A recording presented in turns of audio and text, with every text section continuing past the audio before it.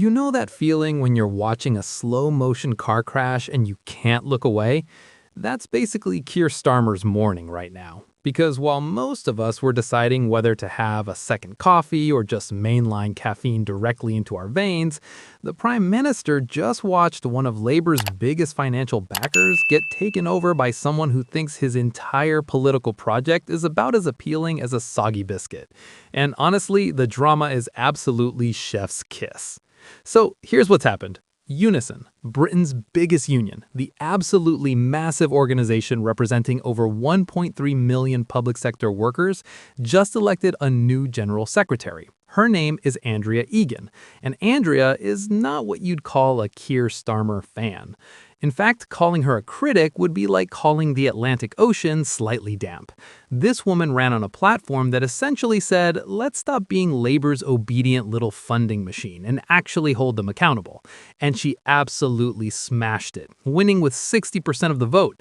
60%! That's not a victory, that's a landslide. That's a mandate. That's a very clear message from union members saying, yeah, we're done with the current arrangement, thanks. Now, before we get into the absolute chaos this represents for Starmer, let's talk about what Unison actually is, because if you're not deeply embedded in the weird world of British politics and trade unions, you might be wondering why this matters. Unison is enormous. We're talking nurses, teaching assistants, care workers, local government employees, basically the people who keep public services actually functioning while politicians take credit for them. And traditionally, Unison has been quite cozy with Labour. They've donated millions, 1.5 million quid just for last year's election campaign alone. They've been supportive. They've been, in Andrea Egan's words, subservient. And that word choice? Absolutely deliberate, absolutely cutting, absolutely designed to make the Labour leadership wince. The woman Egan beat, Christina McKenna, was the incumbent. She'd been relatively supportive of Starmer, not wildly enthusiastic because, let's face it, who is these days, apart from maybe Keir's mom, but supportive enough. She represented continuity, the established relationship between the union and the Labour Party, the we'll criticize you privately but still back you publicly approach that's characterized their relationship for years.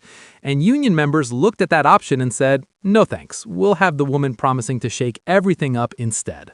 So what does Andrea Egan actually want? Well, buckle up, because this is where it gets properly spicy. She's promised a comprehensive review of Unison's relationship with Labour. Now, in political speak, a comprehensive review is code for we're going to take a very hard look at whether this is working for us anymore, which is itself code for this probably isn't working for us anymore and we might need to make some dramatic changes. It's like when your partner suggests you talk about where this relationship is going and you know that conversation is not going to end with declarations of eternal love. But it gets better. Egan isn't just threatening to review the relationship, she's threatening to withdraw funding from individual Labour MPs who don't meet her standards, specifically MPs who fail to stand against welfare cuts and other attacks on members' living standards, which, given that the Labour government has spent the last few months making some decidedly un-left-wing policy choices, could mean quite a lot of Labour MPs suddenly finding their union funding disappearing faster than free buffet food at a party conference. Let's just pause and appreciate how absolutely massive this is. This isn't just some random union member writing angry letters. This is the newly elected leader of Britain's biggest union essentially saying, we're going to hold Labour MPs to account with our wallets, and if they don't play ball, the money stops.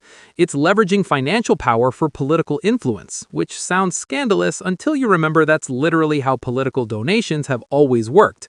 The difference is that Egan is being refreshingly honest about it, rather than pretending it's all just friendly support with no strings attached. Now, here's where it gets properly awkward for Starmer. Andrea Egan was expelled from Labour in 2022. Expelled, as in the party decided she was too problematic to remain a member. And now she's running an organization that's been one of Labour's most reliable sources of funding. It's like breaking up with someone, blocking them on all social media, and then discovering they've just been promoted to run the company that employs half your friends. Uncomfortable doesn't quite cover it. And Egan isn't exactly being subtle about her political leanings. During the campaign, she spoke positively about Jeremy Corbyn's new party, Your Party, saying many Unison members will see it as a viable alternative to Labour for the first time. Jeremy Corbyn, the man Labour spent years distancing themselves from, welcomed her victory by tweeting, "See you on the picket line," which is both wholesome and absolutely calculated to make the current Labour leadership deeply uncomfortable. It's the political equivalent of your ex showing up to your wedding with someone significantly more attractive. What we're watching here is basically the left of British politics flexing its muscles and reminding the Labour leadership that moving to the centre comes with consequences. And those consequences might include losing the financial and organizational support of the trade union movement that literally created the Labour Party in the first place. It's like watching a very polite but increasingly tense divorce where one party suddenly realizes they might not get to keep the house.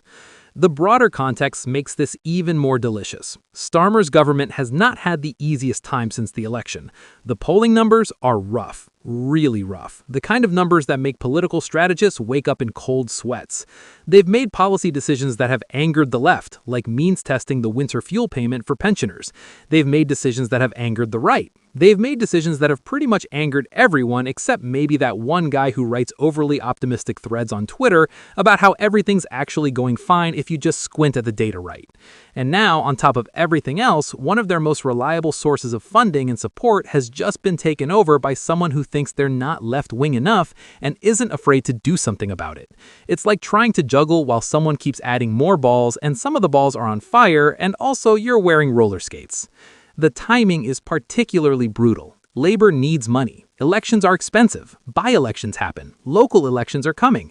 Modern political campaigning requires serious resources, and Unison has been a reliable source of those resources. But now that money comes with conditions, explicit conditions, public conditions, the kind of conditions that make it much harder for Starmer to maintain his current political positioning without either losing union support or making policy changes that might alienate other parts of his coalition. It's a proper bind, and Andrea Egan knows it. Her victory speech was absolutely dripping with the kind of confidence that comes from winning decisively. She talked about ordinary Unison members taking charge, about standing up to any employer, politician, or cabinet minister who acts against their interests. That last bit, that's aimed directly at Downing Street. That's not subtle. That's not trying to maintain diplomatic relations. That's a shot across the bow. That's a warning that the old relationship where unions supported Labour pretty much regardless is over. And here's the thing that makes this even more interesting from a pure political dynamics perspective. This isn't just about Unison. This is about a broader trend across the trade union movement. Unite, another massive union, has been increasingly critical of Starmer. The communication workers, the rail unions, various teacher unions, they're all watching this. They're all seeing what happens when a union elects leadership that's willing to push back against Labour. And if it works, if Egan can leverage Unison's size and financial power to shift Labour leftward, you can bet other unions will be thinking about following suit. What we might be witnessing is a fundamental shift in the relationship between the Labour Party and the trade union movement. For decades, it's been symbiotic, but ultimately tilted towards Labour. The unions provided money and organizational support, and in return, they got some influence on policy and the occasional cabinet position. But that relationship was built on the assumption that Labour would broadly represent working class and union interests. And increasingly, parts of the union movement don't think that's happening anymore. So they're changing the terms of the arrangement. They're saying if you want our money, you need to earn it by actually supporting policies we care about. Which again sounds completely reasonable until you remember that Labour also needs to win elections. And winning elections in the modern UK requires appealing to voters who might not share the priorities of union activists. It's the eternal left-wing dilemma. Do you stay true to your base and risk losing the broader electorate? Or do you moderate to win power and risk losing your base's support? There's no good answer, which is why it's such a persistent problem. For Starmer personally, this is just another headache in what's shaping up to be quite the migraine of a premiership. He came in promising stability, competence, and grown-up government after years of chaos, and instead he's got rebellious unions, terrible polling, internal party tensions, and now a very public challenge from an organization that used to be reliable support. It's not quite the vision he sold during the leadership campaign. But here's where it gets genuinely fascinating from a democratic perspective. What Andrea Egan has done is fundamentally democratic. She ran on a clear platform. She was explicit about her intentions. Union members knew exactly what they were voting for, and they chose her overwhelmingly. This isn't some kind of coup or manipulation. This is union democracy working exactly as it's supposed to, with members electing leadership that reflects their priorities.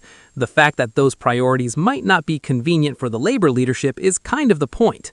It raises interesting questions about what unions are actually for. Are they political organizations that exist to support the Labor Party, or are they member organizations that exist to advance their members' interests and the political support flows from that?